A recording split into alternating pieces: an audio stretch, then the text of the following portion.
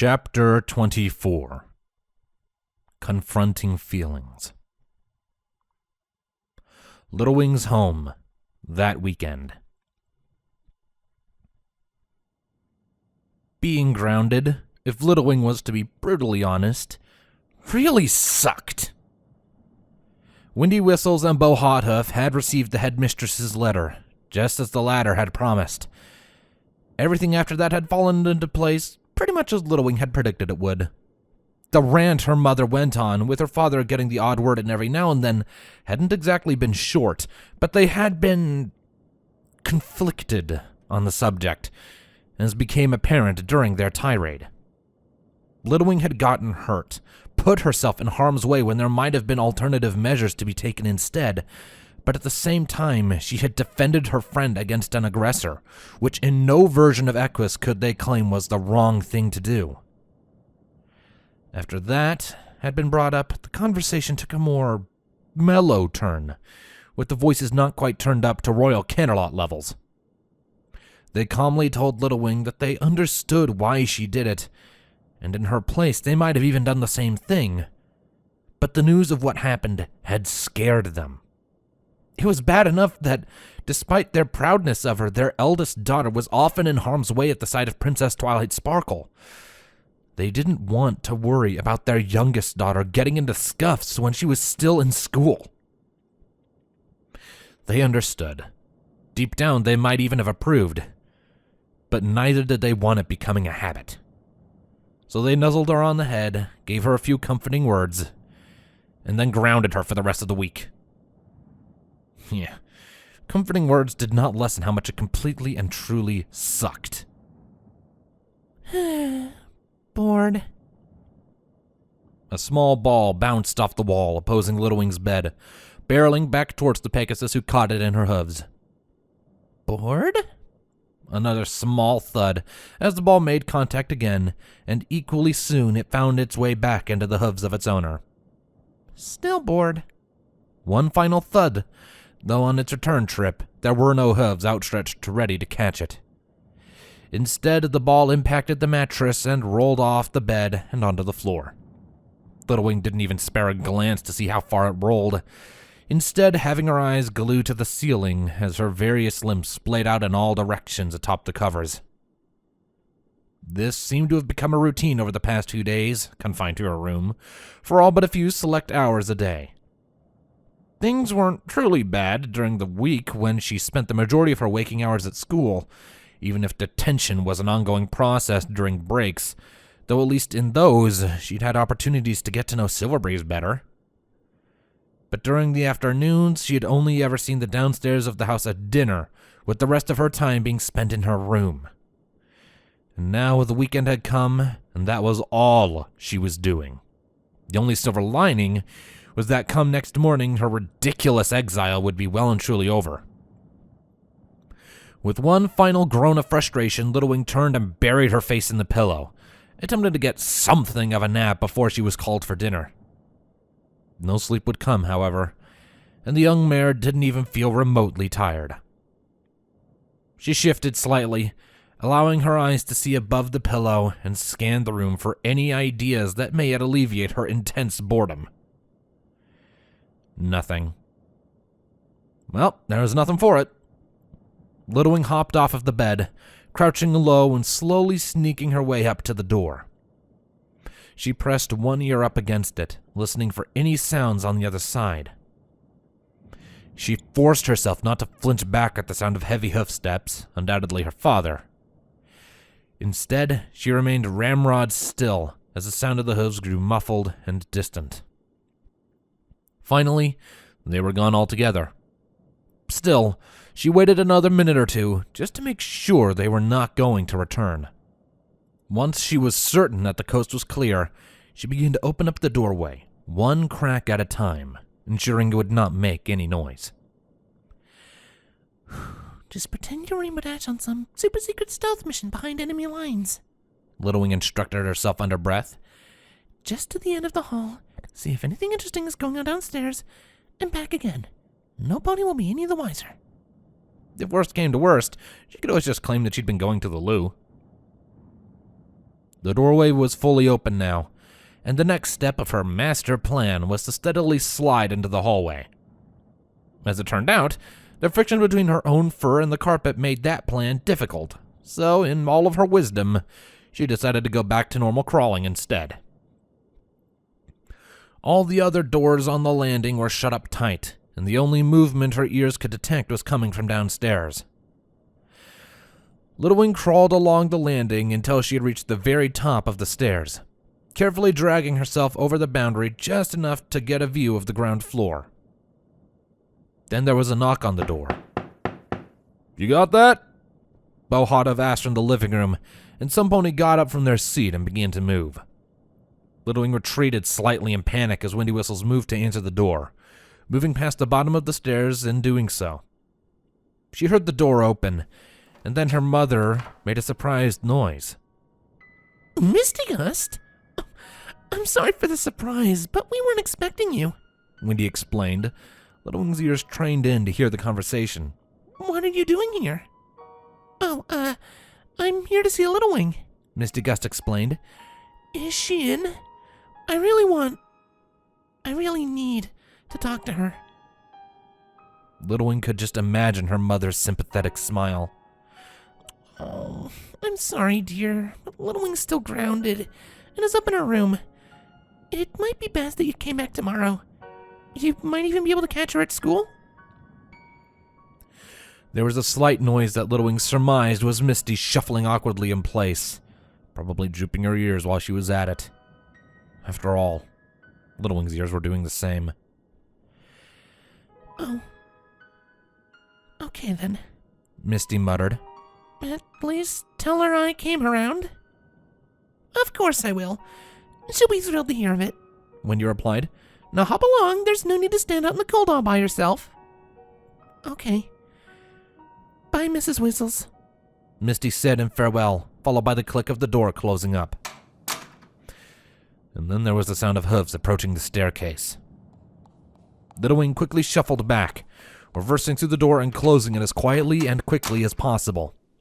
Finally, she hurriedly leapt onto her bed and buried her muzzle back into the pillow. Just in time, because the door to her bedroom opened back up again a second later. Little Wing, you awake? Her mother asked. Little Wing's muffled reply came. Only afterwards did she look up from the pillow. What's up? I just wanted to let you know that your friend Misty dropped by, Windy informed her daughter. Oh? What did she say? She wanted to talk to you about something, but it's gonna have to wait until school tomorrow. Little Wing sagged. Oh. Alright. Was that all? Windy shook her head slightly.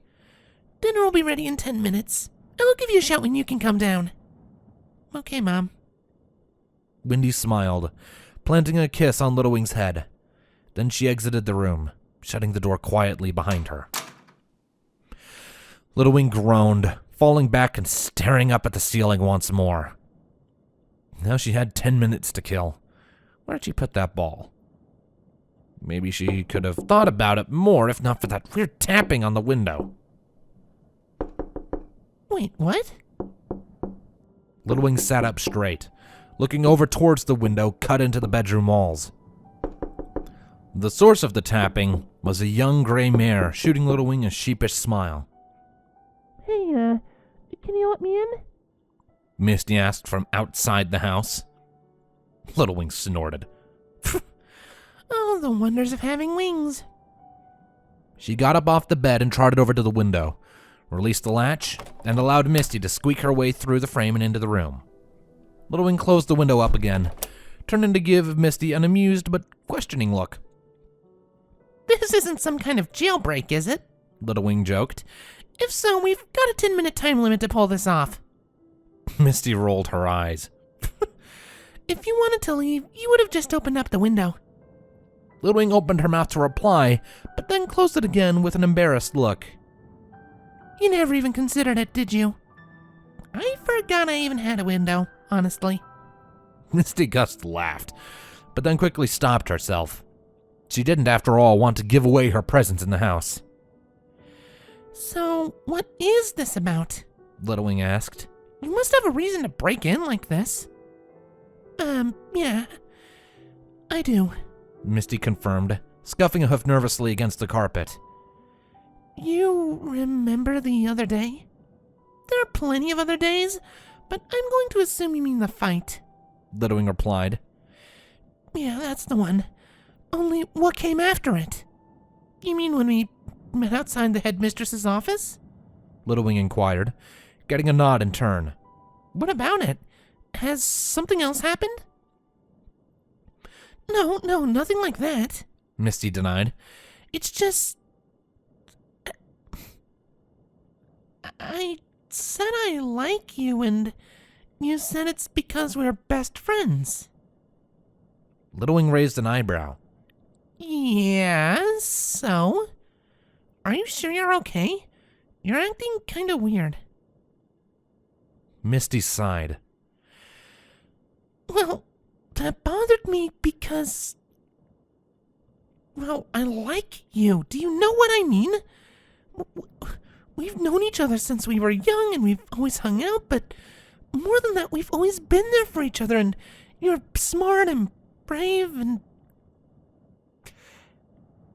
Misty stopped mid-sentence, taking in a deep breath as Littlewing stared with wide eyes. Eyes that got even wider when she felt Misty's lips pressed against her own.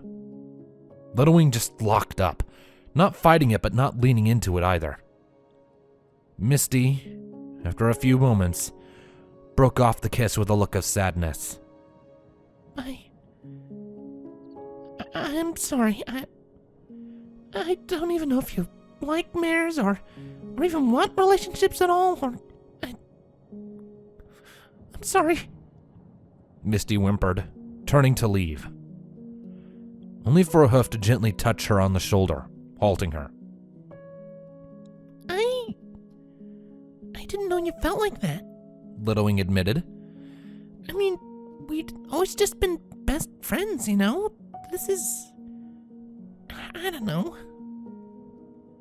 Can we just go back? Misty asked. If you want to. I don't know.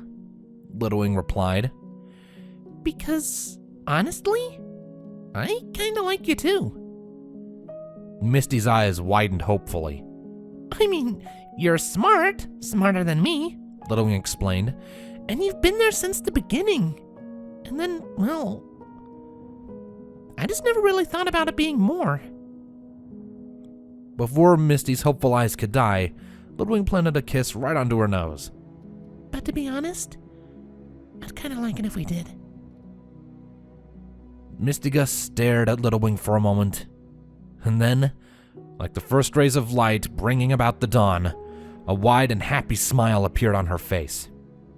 She flung her forelegs around Littlewing's neck, hugging her tightly as Littlewing hugged her back with equal enthusiasm. The two giggled to themselves, Littlewing nuzzling the top of Misty's head affectionately. They finally parted, each one glowing with glee. So, what now? Misty asked. No idea. Littlewing admitted with a laugh. But you should probably still go before my parents find you here. See you at school tomorrow? Misty bounced in place, nodding ecstatically. And then the bedroom door opened wide open. Aha! Windy Whistles proclaimed accusingly. I knew I heard something! Windy sighed, placing a hoof on her brow in exasperation as she approached the pair. You know you're grounded, Littlewing. And you, Misty Gust, were supposed to be going home! Windy exclaimed. Why did you have to sneak behind our backs right before you were going to be freed from your grounding? Now what do you have to say for yourselves? Littlewing and Misty Gust glanced at each other nervously, but then Littlewing stepped forward with a far more resolute expression dominating her features. Mom, I'm gay, and Misty Gust is my mare friend. Windy Whistles blinked. She just looked blankly down at her daughter, and then glanced up to Misty Gust. When Misty Gust gave her a sheepish wave, She couldn't help but raise an eyebrow, and then she looked back towards Little Wing again. And then she smiled. Well, in that case, perhaps Misty would care to join us for dinner? Wendy asked, turning around and walking out of the door again. Both Little Wing and Misty Gust just stared after her in bewilderment. All right, that went pretty well, Misty Gust commented. Little Wing hummed. Yeah. I almost expected our daughter's got a male friend! Windy Whistle shouted excitedly to her husband from downstairs. Best Feely Fooler ever! Oh no.